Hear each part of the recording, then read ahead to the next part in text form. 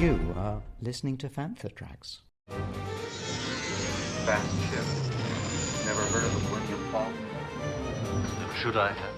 It's the ship that made the Kessel run in less than 12 parsecs. What a piece of junk. Covering Star Wars vehicles in less than 12 parsecs, this is Start Your Engines. Don't get technical with me. Here are your hosts, Paul Naylor and Mark Newbold. Top up your coaxium, pay off the portmaster, check the nava computer and try not to bounce too close to a supernova as we head for the stars in Start Your Engines. Starfighters, capital ships, ground vehicles, swoops, speeders, freighters, whether it takes you as far as Ilum to Endor or as near as Mos Pelgo to Mos Eisley, we'll be talking about it. I'm your co-host Mark Newbold, and joining me today is a man who likes to rev his engines until they're white hot. Hello everybody, Paul Naylor here, ready to get stuck in on our third vehicle. It's actually a trio of vehicles. It is a trio. And weirdly, you could say it's our third episode, or even our fourth episode, because we did do a mini episode as part of Making Tracks Live at Celebration Anaheim. So if you haven't heard that, go back into the Fantha Tracks Radio thread. You'll find Making Tracks Live, Star Wars Celebration Anaheim, and about 10 minutes of you and me talking about the classic land speeder from A New Hope. Yeah, and that was absolutely great to be able to do that in front of an audience. But today we're back with a full and proper episode. Full and proper episode. We're talking about the vehicles of General Grievous. We're going prequel trilogy because coming off the back of Obi-Wan Kenobi, there's a lot of love for the prequel trilogy and the vehicles within it and the characters, of course. We'll kick off with the Invisible Hand. The first time we see this on screen in a live-action Star Wars movie is at the very top of Revenge of the Sith. It's part of the Battle of Coruscant. It's the vehicle that famously crash lands on Coruscant.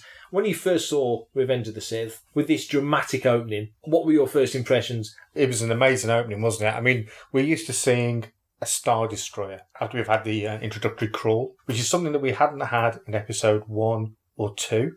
But then by the time we get to episode 3, we did get something akin to a Star Destroyer come into view. And then the camera drops and then we just see this huge battle going on underneath. Mind-blowing, wasn't it? The first time I saw that battle, you just don't know where to look. Beautiful mess of spaceships everywhere. That's a great way. That's a beautiful way of wording it. I love that because that shot, they call that the waterfall shot, when you see Anakin and Ben's fighters sort of go over the edge and spiral down into the Battle of Coruscant. And of course, you'd seen moments leading up to that in the Genndy Tartakovsky Clone Wars micro-series, if you remember. Yes.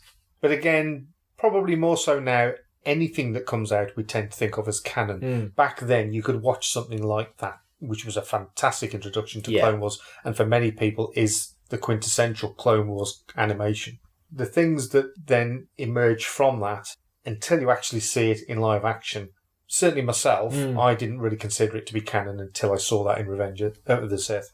The fact that we jumped from Attack of the Clones to Revenge of the Sith, leaving the Clone War itself totally untouched. And we were all thinking, well, that's a bit sad, actually, that we'd not seen that. But it was beautiful, because what they then obviously did was introduce the Clone Wars in animated form, not only in that wonderful version that we've just been talking about, but then obviously the Cartoon Network version. And it was incredible. And Dark Horse were doing all those comics set in that era, so it was rich storytelling pickings. Manufacturer. The Invisible Hand, it's a modified Providence-class dreadnought. It was made by the Quarren engineers of Free DAC Volunteer Engineering Corps and Pamant Docks manufacturing companies. So Free DAC, you're thinking Moncals, obviously they're experts at making cruisers. We know that from Return of the Jedi, where we really first saw them. They were made at construction facilities on the planet Pamant. It was 1,088 metres in length, 198 metres wide, 347 deep. Engine specs. The originator of the Providence class, the Invisible Hand, it was propelled by 3 Creveld 4 radial ion drives manufactured by Nubia Star Drives. Nubia, they'd been involved with the Naboo vehicles from Phantom Menace as well. They each contained plasma within their shafts and were protected by shields that were capable of producing reverse braking thrusts from deflecting ion particle streams. Now we see that as the vehicle's hurtling down towards Coruscant. She's starting to break up after everything starts to literally go south. Maximum atmospheric speed. It provided the Dreadnought with a maximum acceleration of 2,500 G. That's incredible. And a maximum atmospheric speed of 2,000 kilometres an hour. So when she comes in hot, crashing through the spaceport on Coruscant. Maybe she's not doing 2,000 kilometres now because they've used the force and they've used the brakes and there's half the ships left. I think gravity would have taken The some. fire patrol vehicles are trying to put it out. Yes. There's a lot of velocity and a lot of momentum going in there. That sequence, I mean, we get some great banter between Anakin and Obi-Wan. Yeah, but the actual crash landing, the way that you see the ship hits the ground and then it sort of screeching to a halt, and then it zooms right in onto the windscreen, and you see them in the cockpit. Palpatine's looking rather concerned. There's that one brilliant point where he actually looks at R2, and it's sort of it's just a beautiful moment. Eventually, do screech to a halt, and Obi-Wan goes, "Another happy landing." That is the modern day hello there. It's the equivalent to that, isn't it? He's the king of quips, isn't he? He is the king of quips. And something perhaps we didn't pick up so much on the Alec Guinness performance of Obi-Wan, but certainly with the peak of his powers, shall we say, it's what we came to expect of Obi-Wan. Yeah. Yeah, and so it was a great line. It was equipped with emergency booster engines, so if the ship was beginning a downward descent, they were capable of returning the vessel to a stable cruising condition. So that kind of makes sense with what we saw. They're really fighting against the controls, trying to get it straight. Hyperdrive rating. It was also able to jump to hyperspace with a Class 1 hyperdrive. Air brake panels used to increase resistance from the gravitational pull of an astronomical object. So that's supposed to keep it together. Clearly, that does not work in Revenge of the Sith. That thing is covered with bits like nobody's like a pinata being hit. Navigation system. And Grievous bails. Oh, yeah, And we do get to some interesting points about Grievous's connection to the ship. General Grievous was able to access systems through the comlinks incorporated into his own cybernetic systems, which allowed him to direct the Invisible Hand's defence. So I think when he bails out the window, does that scoopy gymnastics bit leaping away, and then obviously ultimately into the escape pod, that he takes a lot of the controls of the ship with him. It had an expansive main hangar. We saw that when the two Jedi fighters came in and they both spring out of the cockpit, started taking out super battle droids, which was accessible by the port and starboard sides through those blue lit atmospheric shields. So, you know, you can enter the bays through either side of the ship. And it was capable of annihilating up to 12,000 tons of hypermatter fuel per second from 3 reactors, a primary, subsidiary and auxiliary reactor. So this is pumping out city-level amounts of energy. The beautiful thing as well about the entrance shields, relevance of that was actually sort of enhanced when you got to play the Lego video game. Yes. And you had to sort of blow those out to be able to get the shields down. To be able to I think it was in a Battlefront 2 level as well, wasn't it? It probably was in that as well, yeah. And it's all these little bits and bobs that they build into these games that when you go and watch these films again, you realise the importance of that actual scene. That was a fantastic scene, how they the two Jedi starfighters arrive in the docking... Is it a docking bay? I suppose it is the docking bay, isn't it? Or hangar bay. The hangar bay, yeah. That's where we get to see R2-D2 burning battle droids and... Yeah. Yeah, R2 was quite strange in that scene, wasn't he? Yeah. It was very clearly digitally rendered. I think, they were trying to go down the digital route for a lot of stuff. And you see a lot of digital R2 and 3PO in Attack of the Clones, and certainly more of that in Sith. Technology changes as you move through the eras, and now you've got to a point where the technology to make physical masks of aliens, the motors have got smaller and more powerful, materials to make skins have got better. So to physically make an alien is easier and cheaper now than doing a CG one. We saw that close up and personal when we were over at Celebration, didn't we? In the Mandalorian experience. That's right. We saw Cad Bane, the prosthetic and all the intricate bits beneath that. How that would have fit onto somebody's face years ago, it just wouldn't have been able to be achieved, would it? Well, you think now, when you see Gremlins and they show you the puppet of Gizmo and it's like a foot wide, but they did a close-up to make it look like it was tiny, and now they'd probably just make it like a Babu Frick size. It'd just be what it was, wouldn't it? I was just going to mention Babu. I'm Brian Herring, BB-8 puppeteer, and you're listening to Fantha Tracks. That'll learn you.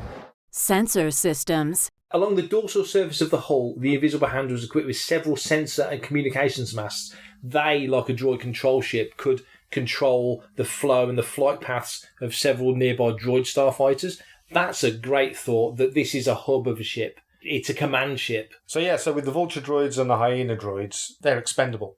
We're still very much in the same sort of mindset as we were from episode 1 and 2, where you've got expendable resources because they're not born and bred. They are generated. Crew complement. You've got super battle droids, you've got regular battle droids, you've got Magna Guards. Magna Guards, fantastic. You look at Grievous, who's a cyborg, and clearly he's not expendable to that degree. Ultimately, is a pawn in a larger game. The communication systems of the ship were also capable of sending signals through the Galactic Republic's holonet or the shadow feed communications of the Confederacy. That allowed Count Dooku basically to transmit his propaganda messages all across the galaxy from vehicles like the Invisible Hand. I think that's such an interesting thought, that this mobile ship is not only there for battle, it's also there for propaganda, which we know when you look back at the history of both wars, the Clone Wars and the Galactic Civil War, that's a huge part of the war. It's a bit like real life on planet Earth. Everything revolves around politics and money.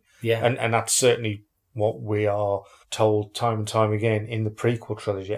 Money doesn't seem to figure in the original trilogy. No. It's there, but it's not at the forefront, whereas the politics, certainly in episode 1, was a big thing. Yeah. Episode 2 was more about building. That's where we first get to see the blueprints of the Death Star, etc. Yeah. But then by the time we get to episode 3, it's about power. How one puppet master, which is Palpatine, and he's basically setting all these different factions against each other. And I don't really think he minded who came out on top. No. He was going to govern whoever came out on top. Yeah. So the Trade Federation, everything was totally expendable. Whoever won, he basically got a spread bet. Oh, totally, he did. and you look at a vehicle like the Invisible Hand, which would, in terms of financial cost, be incredibly expensive. Obviously, it gets destroyed at the end of the opening sequence of Sith. But you feel like vehicles like this are utterly expendable. The galaxy has become a machine to feed the war. And it goes back to the taxation of trade routes and all these elements. The financial elements are very prevalent. Not so much in the OT. There was a different focus in the OT. In the sequel trilogy, none at all. The First Order seems to roll through the galaxy in no time at all. I think within a year they've took pretty much everywhere. That's certainly the inference and the feel of it. Whilst the Invisible Hand was operated by battle droids, there were still sentient organic crew members. So there was a minimal internal atmosphere for its organic crew members. Of course, you see the bridge of the Invisible Hand. Yes. You see the window go out, so they're all in trouble pretty quickly. There's air ducts throughout the ship, so it has got its own gravitational system. Again, you see elements of that coming into play. At the very start of Revenge of the Sith, we've got Palpatine. Palpatine has supposedly been captured by Grievous. And you've got Obi-Wan and Anakin, along with R2, staging a rescue plan. Count Dooku is obviously there as well. Yeah. What was the relationship between Count Dooku and Grievous? Count Dooku, Darth Tyrannus. He was Sidious's number 2 because you see them meet in the works at the end of Attack of the Clones, but he was a political opponent of Supreme Chancellor Palpatine, which goes back to that spread bet thing you say earlier, in that he's playing all the parts. Early after Attack of the Clones, there's sort of rumours of this cyborg general causing trouble, and his legend builds, a bit like Asajj Ventress. You see it in the new novel Brotherhood by Mike Chen, that she's just coming into play. They're first starting to meet her, and all these characters that we get to know so much better, Asajj Ventress, through the Clone Wars micro series, not in the film, but in the Clone Grievous Wars. is in that as well. But Grievous is in that, and that's the first time we ever see Grievous is in there. But that rogues gallery of characters from Revenge of the Sith and that era, which bear in mind is 3 years later, they're all just starting to build in the post-clones narrative. Weapon systems. It's got enough firepower to conduct orbital bombardments, very much like a Star Destroyer, so it can subjugate cities and it can heavily bombard enemy installations to defend itself from larger vessels and smaller craft. And if enemy vessels were able to breach its protective screens of starfighters, which we do see in the opening scenes, it was armed with a pair of large forward-mounted heavy iron cannons, 14 quad-turbo laser cannons, which covered its front and lateral firing angles, its main hangar as well, which of course is important as we've discussed, and it possessed a maximum yield equivalent to a magnitude 10 earthquake. That is a big hit. This is a monster ship, really. In terms of sheer size, does it dwarf a Star Destroyer? From memory, a Star Destroyer is about 1,700 metres. Okay. And this is just over 1,000. So it's not as long. Obviously, it's not as chunky and deep as a Star Destroyer. It doesn't seem as populated either, though, does it? It's mostly droids, a few sentients. There's an atmosphere enough for people to visit. I mean, they do sort of survive. But my impression is, and It's not mentioned here, but my impression is if there's no sentience in a certain part of the ship, there's no need for air in there. You do see the shields come down. They get captured in the shields. We're better than this. They get annoyed with themselves, don't they? On its port and starboard sides, situated along deck-mounted swivel platforms, it was armed with 6 port and 6 starboard droid-operated mass driver cannons, which, in contrast to turbo lasers, required large ammunition feeds of explosive projectile warheads. Now, that feeds a little bit into Kenobi. Yes. On a much smaller scale, you saw a scene in Kenobi with Reva when they're attacking that small group of rebels, and they're literally loading shells into that tripod laser cannon. Did we see something similar to that in episode 1 as well? I think on the Battle of Naboo, we saw on the ground battle, sort of loading effectively cannons with shells.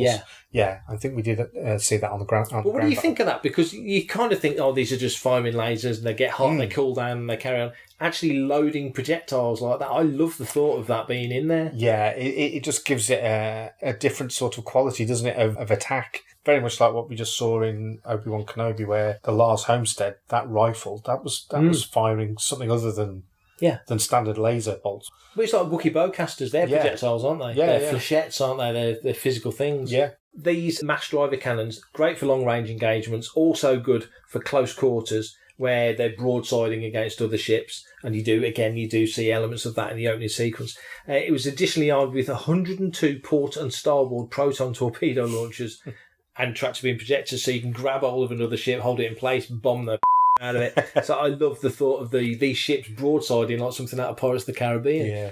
In addition to all these weapons, it's also got a powerful deflector shield generator, which protects it from attacks. It's got atmospheric shield projectors to prevent enemies from getting on board, for the most part anyway, which could be destroyed from concentrated cannon fire. You see Anakin and Obi-Wan both do that to take it down so they can get on the hangar. Hull. An emergency blast door was ready for closure of that breached hangar within seconds of the shield deactivating, which again you see that closing, don't you? The main hull of the Invisible Hand, it was thickly armoured. It was more extensive than those found on small and medium-sized warships, so she could take a pounding. It was durable enough to withstand consistent, heavy turbo laser fire from a Venator-class Star Destroyer. In a broadside engagement, it could take a lot of flak. Hi, this is Hugh Quashing. I've had great pleasure in recording this interview for Fan4Tracks. The hangar bay was capable of transporting 20 squadrons of 240 fighters. That's a lot of vehicles. 120 droid tri-fighters, 120 Vulture droid starfighters. They were carrying them in ceiling-mounted racks. But it also carried an extensive invasion force. It had several landing craft, 1.5 million deactivated B-1 series battle droids. That is incredible number of battle droids to be carrying in there. Is that the standard beigey coloured looking droid that you saw in episode 1, yeah? It certainly is. B2 Super Series battle droids as well. Yeah. Droidicars, OOM security battle droids, 440 ground assault vehicles, including the armoured assault tanks, the crab droids, multi-troop transports, OMG homing spider droids, IG-227 Hailfire class droid tanks prepared for immediate deployment. So this is battleship level. I'd say it's a battleship, isn't it, basically? It really is. Yeah. Because it's part of the Providence class, it had a towering fin-like spire, which erected from the craft's hull and was the location of the ship's main communications and sensor pod, which was refitted into a sanctum for the Confederacy's leader, Count Dooku. So it's Dooku's own little office, basically. And it was known as the Wizard's Tower. Obviously, Christopher Lee plays Count Dooku. He's Saruman in Lord of the Rings, so let's call it the Wizard's Tower. If it had been the guy that played Dumbledore, it would have also been called the Wizard's Tower. At the top of that was an observation platform, accessible by 5 turbo lifts. So they're thinking of security and all the other elements. And a table at the centre of the room with holographic screens and chairs. Central display screen near a chair overlooking the surrounding space, 180 degree viewport, so it's got a great view of what's going on. It's Dooku's Vader's castle, isn't it? Is this where we see the battle with Dooku? Is that where we witnessed that? Because after that they're in an elevator shaft, aren't they? Yes, they are. So I believe you're right. I would imagine that's where that took place, because if you remember, you have got a great view of space. It does look like a command office.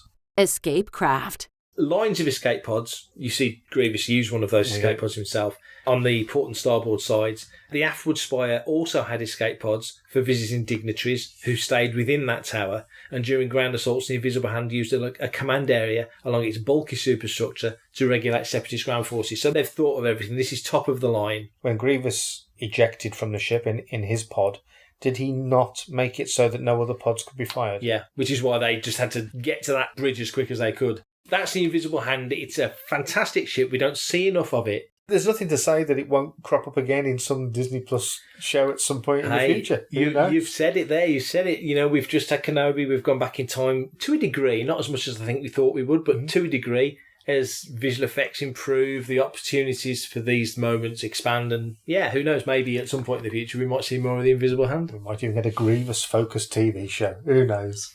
For everything in one location, daily news, reviews, interviews, podcasts, video and social media feeds, bookmark fanthatracks.com for Star Wars news 24/7, 365.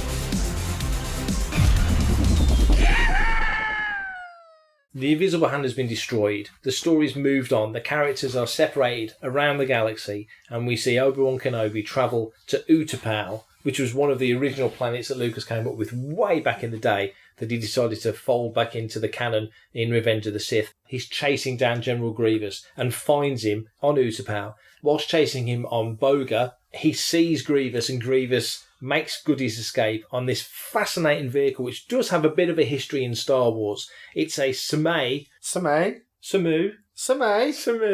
It's his wheel bike. It's a Samu. I'm going to say Samu. I've never heard it said out loud, so it's Samu. Manufacturer. It's a Samu 6 personal wheel bike. It costs, if you want to buy one, 15,000 credits, which is a good night in the tables for Lambda. That's not bad. It was made by Zygomot Turnbull Kupat Corporation. Of course. Never heard of them, but they make good wheel bikes. I'm told that on good authority. Technical specifications. It's 3.5 metres in length, 2.5 metres high, based all around that wheel. So when that turns up, basically when he's got the legs extended on it as well, because it kind of runs, it's nearly 4 metres. It's a big beast. Speed chart. 300 kilometres an hour whilst rolling, 10 kilometres whilst it's moving on legs, 300 kilometres, that's 200 plus miles an hour. When you first saw this, what was your first thoughts? Brilliant design. Absolutely loved it. I mean, it's sort of gyroscopic. One of those things that you can lean forwards and backwards on. The old Segway. It's like a Segway. Warwick Davis should have ridden it. Should have had a little wicket in there, yeah. But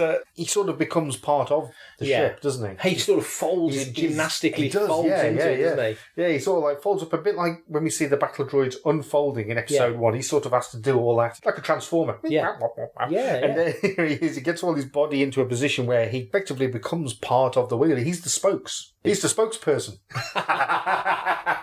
There has been something like this in Star Wars before. There was an episode of Droids when he saw like a wheeled bike type vehicle. Yeah. This whole sequence, this chase sequence where Grievous and Kenobi on Boga are sort of racing through Utapau, was directed by Steven Spielberg. He plotted that sequence out. I did not know that. Did a lot of the storyboards for that. It's the nearest it's ever got to making anything Star Wars, really. It actually makes sense because it's almost got that same aesthetic as in Temple of Doom. The minecart chase. Yeah, it's got that same sort of vibe, hasn't it? Yeah, Lucas was kind of that. Yeah, Lucas was all sort of Stephen was bored and I gave him something to do.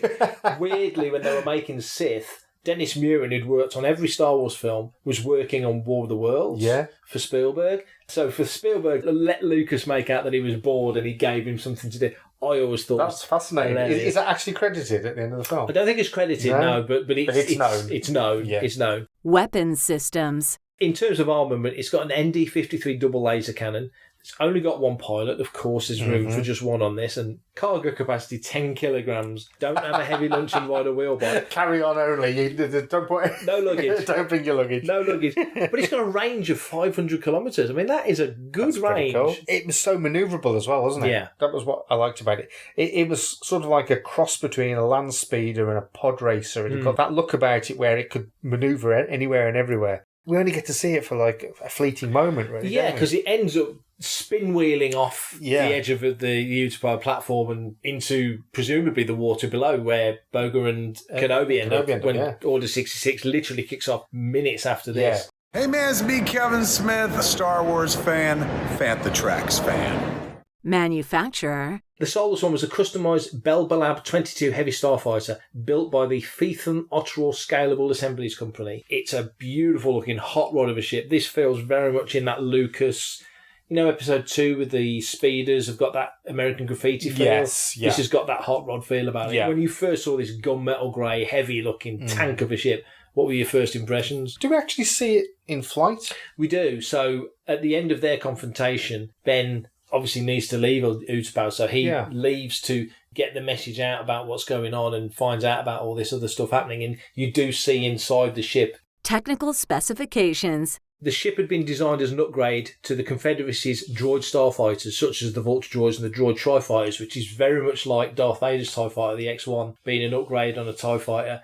They used to say, I don't know if they still do, and we will get to this at some point in the future, that it was the prototype for the Interceptor. Yes, yeah. I don't know how true that is, because Vader's fighter always felt bulkier than that. It was 6.1 metres long, 5.4 metres wide, with a reinforced hull made of impervium alloy armour. It had 2 triple laser fire cannons and sensor jamming systems. It was a powerful ship. It had a Class 2 hyperdrive, could do 1,100 kilometres an hour in atmosphere, so it's a hot rod. You see Kenobi leave Utapau in Grievous' ship. He makes the communication with Bail Organa. He arrives at the Tantive 4 in that vehicle. You don't see it again, really. It's a shame. It's a beautiful ship. I had it in my head that the recent Kenobi series on Disney Plus would feature the Soulless One, because in my head I'm thinking Kenobi's keeping that ship. It's a spoil of war and he's earned it. But you don't see it, sadly. He's ended up with another vehicle at the end of that miniseries. I suppose it would have been like Mando having the N1 Starfighter, exactly that kind of vibe, wouldn't it? Yeah.